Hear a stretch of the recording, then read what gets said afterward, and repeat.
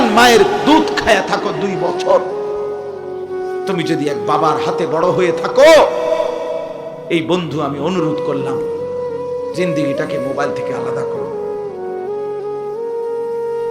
শেষ পর্যন্ত সব হারিয়ে, শেষ পর্যন্ত জীবন, যৌবন, শরীরের সক্ষমতা, যৌন চাহিদা, যৌবনের ক্ষমতা সব নষ্ট হয়ে তোমারে ফকির বানায়া একদিন দেখবা ফেসবুকও নাই, ইউটিউবও নাই, তোমার আব্বাও নাই, কেউ তোমার ফেসবুকের বাফও নাই, ইউটিউবের বাফও নাই, তোমার ওই নর্তকীর হাসি, ওই সিনেমার নর্তকী আর সারা পৃথিবীর এই নগ্ন উলঙ্গ দৃশ্যের নারী, এরা কেউ নাই তোমারে সব খোয়াইয়া দিয়া তোমার জীবন, যৌবন, শরীরের সক্ষমতা, যৌবনের ক্ষমতা সব নষ্ট করে দুনিয়াটা বরবাদ করে পঙ্গু, অচল, অপদার্থ, ধ্বজভঙ্গ বানাইয়া শেষ পর্যন্ত যুবক করে হার্বাল কোম্পানির ওষুধ খাওয়াইব, মনে রাখে।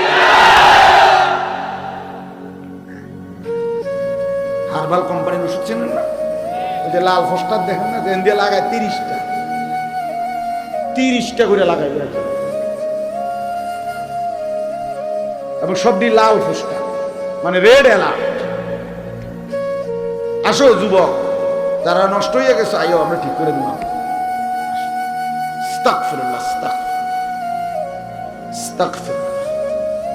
আমি খোলামেলা বললাম,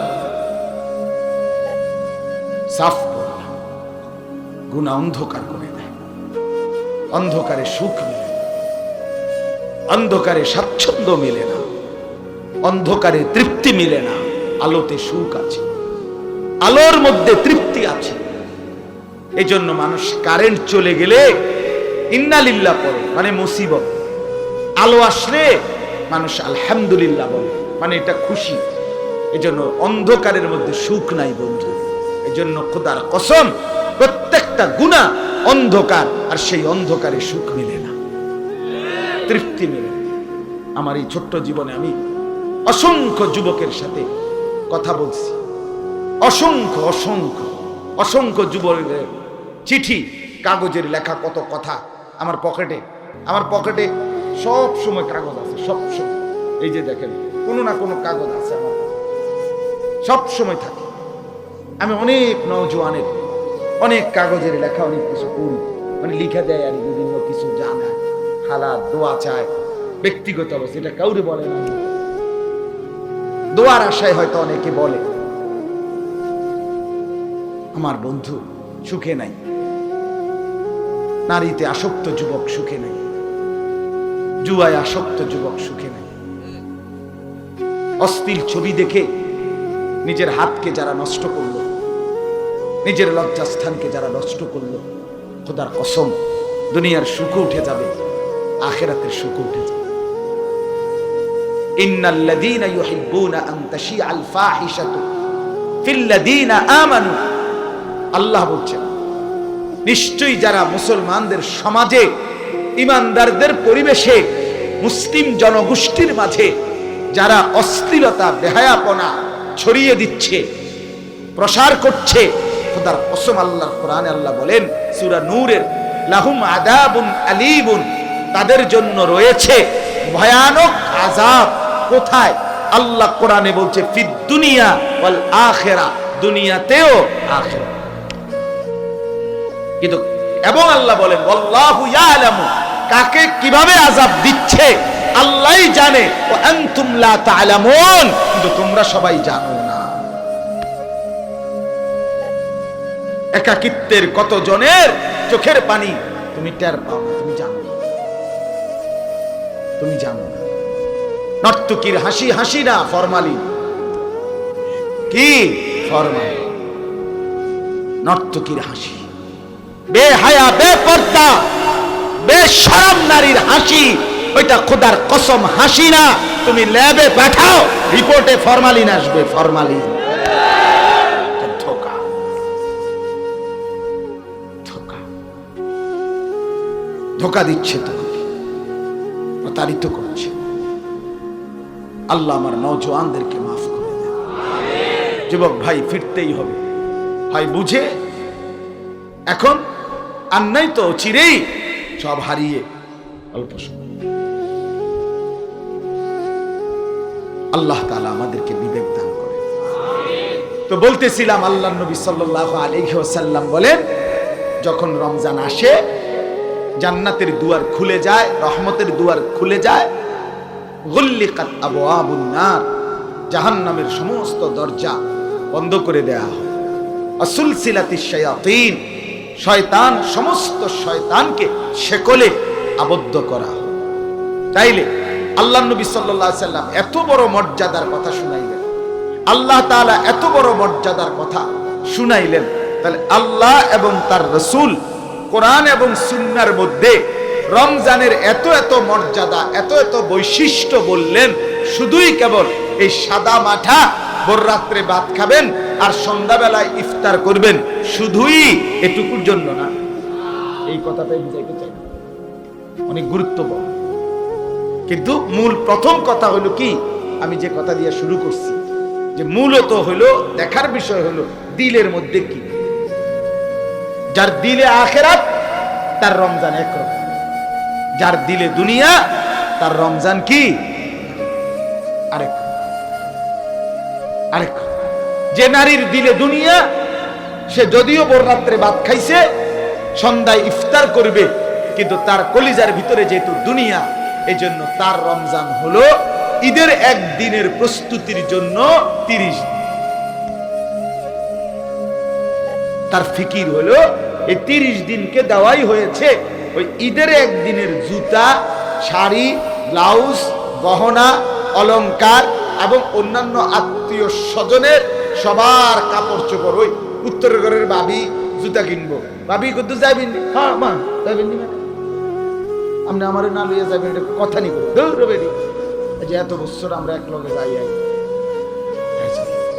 এরপরে আইতে না আইতে দহিনের ঘরের ভাবি কইছে, ভাবি আমি তো মোজা কিনলাম, হইলে জুতা কিনছি কালিকা, আপনি কত যাইবেন? অবশ্যই, আমি তো আছি। এই বেটির জিন্দেগির এই 30টা মাস দিন, আহা রমজানের এক বরকতময়। রব্বে করিম যখন ডাকছে, বান্দা আমি রহমত খুলে বসছি, মাগফিরাত খুলে বসছি রে, আমি জাহান্নাম থেকে মুক্তি দেব, আমার সব দুয়ার খোলা, বান্দা আয় না। এক নাফরমান বেহায়া বেপর্দা বোর নারী বাজারে আর মার্কেটে ঘুরে ঘুরে ঈদের দিনের কাপড় চোপড় কেনার প্রস্তুতি নিতে গিয়ে আল্লাহকে বৃদ্ধাঙ্গুলি দেখায়, এই মাওলা তোমার রহমত নিয়ে তুমি পড়ে থাকো, আমার দরকার জুতা, আমারে ফেরেশতা যেন জুতা দিয়া বাইরায়, এই জন্য আমি জুতা কিনতে চাই। অসভ্য নারী, মনে রাখিস, তোরে ফেরেশতা জুতা দিয়া বাইরে গো, তোর কিনদিন না জুতা দিয়া।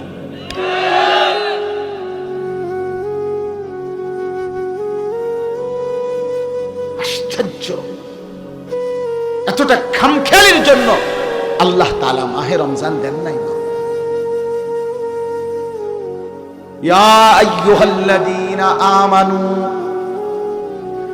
কুতিবা আলাইকুমুস সিয়ামু কামা কুতিবা আলাল্লাযীনা মিন ক্বাবলিকুম লাআল্লাকুম তাত্তাকুন। রব্বুল আলামিন বলেন, হে ঈমানদারগণ, তোমাদের উপরে রোজা ফরজ করা হলো যেমনটা ফরজ করা হয়েছিল তোমাদের পূর্ববর্তীদের উপর। কেন ফরজ করা হলো মুমিন? আমি রব্বুল আলামিন তোমাকে ক্ষুধার কষ্ট দেওয়ার জন্য না। তুমি বান্দা ক্ষুধায় কষ্ট পাবে, আমি মাওলা এতটা অক্ষম দুর্বল না। আমি তো 24 ঘন্টা মৃত্যু পর্যন্ত রিজিক দিতে সক্ষম কিনা? লা নাসআলুকা রিজকা নাহনু নারযুকুক। আল্লাহ বলে, বান্দা রিজিকের জন্য আমি কারো সহযোগিতা চাই না, আমি রব্বুল আলামিন একাই সকলকে রিজিক দেব। আল্লাহর ভান্ডারে অভাব কি কোনদিন আছে কি? ওমা মিন দাব্বাতিন ফিল আরদি ইল্লা আলাল্লাহি রিজকুহা। রব্বুল আলামিন বলে, বান্দা কায়নাতের মধ্যে যত কিছু বিচরণ করছে, সমস্ত বিচরণশীল প্রাণী, আমার সৃষ্টি প্রত্যেকটা বস্তু, প্রত্যেকটা প্রাণীর রিজিকের জিম্মাদারি আমি আল্লাহ একাই আমার কাঁধে তুলে নিলাম। ওয়া ইয়ালামু মুস্তাকাররাহা ওয়া মুস্তাওদাআহা। আমি রব্বুল আলামিন আমার সৃষ্টি কখন কোথায় থাকবে এবং শেষ পর্যন্ত কোন মাটিতে দাফন হবে, আমি আল্লাহ সেটা পুরাপুরি জানি। এই জন্য আমি আল্লাহ কুল্লুম ফি কিতাবিন মুবিন, আমি আসমান জমিন সৃষ্টির 50,000 বছর পূর্বেই কিয়ামত পর্যন্ত আমার সমস্ত সৃষ্টির যাবতীয় ফয়সালা সুস্পষ্ট কিতাবের মধ্যে, তাকদীরের মধ্যে লিখে রেখেছি। হাসবে কখন তাও লিখা, কাঁদবে কখন তাও লিখা, খাবে কখন তাও লিখা, কি খাবে তাও লিখা। কুল্লুন ফি কিতাবিন মুবিন, আল্লাহ বল সব লিখা আছে, সব লিখা। আমি দুর্বল না বান্দা, তোমরা দুর্বল। আনতুমুল ফুকারাউ ইলাল্লাহ, তোমরা ফকির। হুয়াল গানি, আল্লাহ বলে তিনি আল্লাহ, তিনি একমাত্র ধনী। ধনী বলে তাকে চূড়ান্ত ভাবে অমুখাপেক্ষী যিনি, 1 সেকেন্ডের জন্য, 1 পলকের জন্য, 1 মিনিটের জন্য কোনো কিছুর প্রতি যার মুখাপেক্ষিতা নাই, তাকেই বলে ধনী, তাকেই বলে গানি। আর এর বিপরীত যে যখন যেই জিনিসের মুখাপেক্ষী, সেই ফকির। কাজেই পৃথিবীতে কোনো বড় লোক নেই। মানুষ ধনী হয় না। মানুষ কি হয় না? ধনী শুধু আল্লাহ। ধনী শুধু কে? আমরা সব ফকির।